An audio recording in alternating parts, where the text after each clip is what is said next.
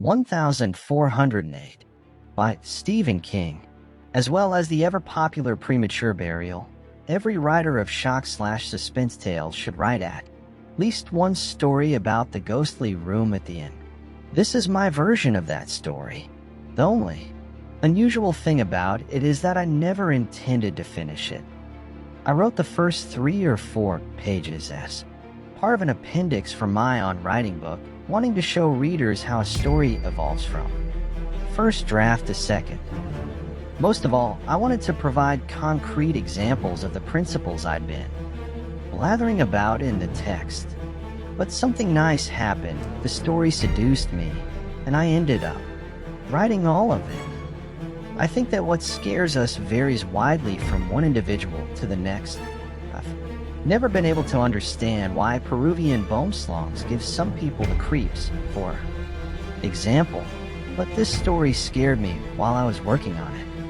It originally appeared as part of an audio compilation called Blood and Smoke, and the audio scared me even more. Scared the hell out of me.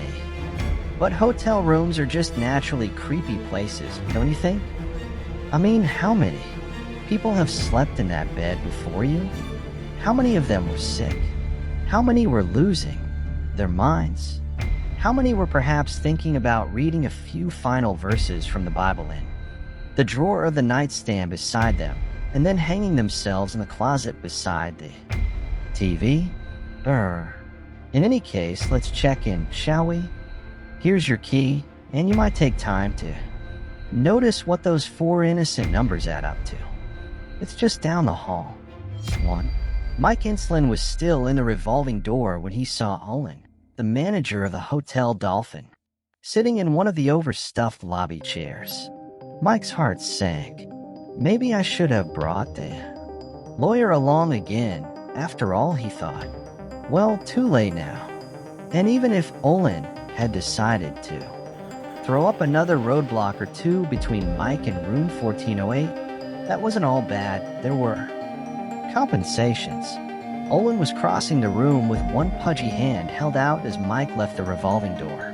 The Dolphin was on 61st Street, around the corner from 5th Avenue, small but smart. A man and a woman dressed in evening clothes passed Mike as he reached for Olin's hand, switching his small overnight case to his left hand in order to do it. The woman was blonde, dressed in black of course, and the light flowery smell of her perfume seemed to summarize New York. On mezzanine level, someone was playing Night and Day in the bar, as if to underline the summary. Mr. Inslin. Good evening. Mr. Olin. Is there a problem? Olin looked pained.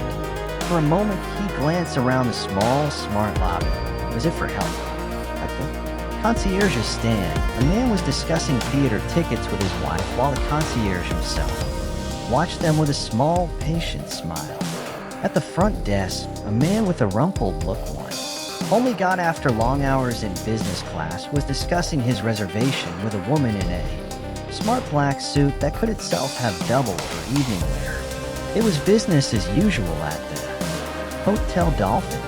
There was help for everyone except poor Mr. Olin, who had fallen into the writer's clutches.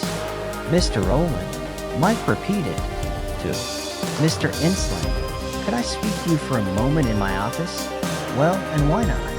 It would help. The section on room 1408 added to the ominous tone the readers of his books seemed to crave. That wasn't all. Mike Inslin hadn't been sure until now, in spite of all the backing and filling. Olin was really afraid of room 1408 and of what might happen to Mike there tonight. Of course, Mr. Olin, the good host, reached for Mike's bag. Allow me. I'm fine with it, Mike said. Nothing but a change of clothes and a toothbrush. Are you sure? Yes, Mike said.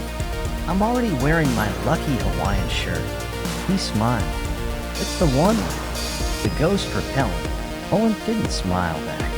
He sighed instead, a little round man in a dark cutaway coat and a neatly knotted tie.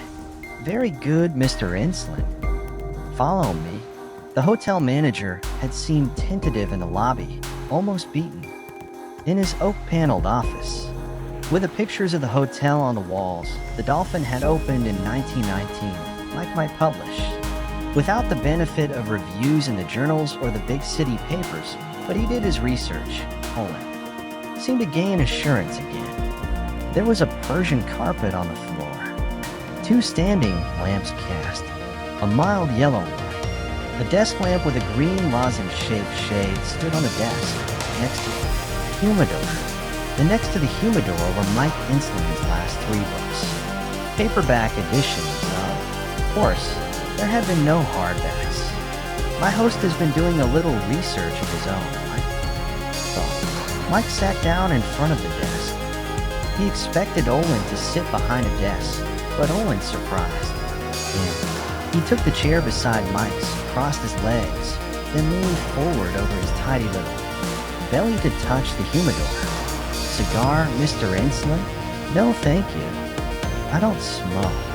Olin's eyes shifted to the cigarette behind Mike's right ear, parked on a jaunty, just the way an old-time wisecracking reporter might have parked his next smoke just below the press tag stuck in the band of his fedora.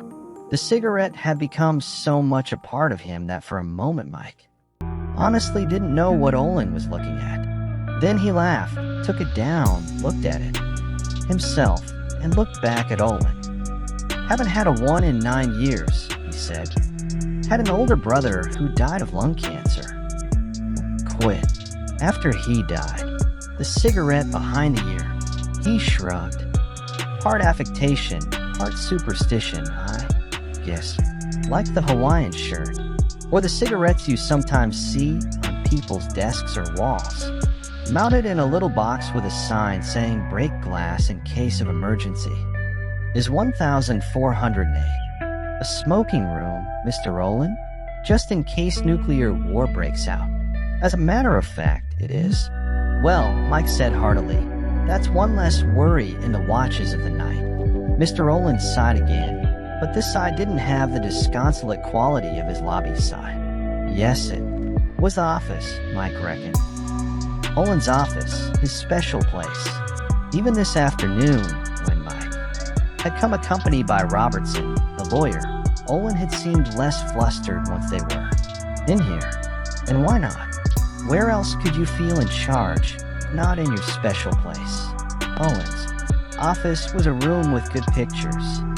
On the walls, a good rug on the floor, and good cigars in a humidor. A lot of managers had no. Dow conducted a lot of business in here since 110. In its own way, it was as New York as the blonde in her black off-the-shoulder dress, her smell of perfume, and her unarticulated promise of sleek New York sex in the small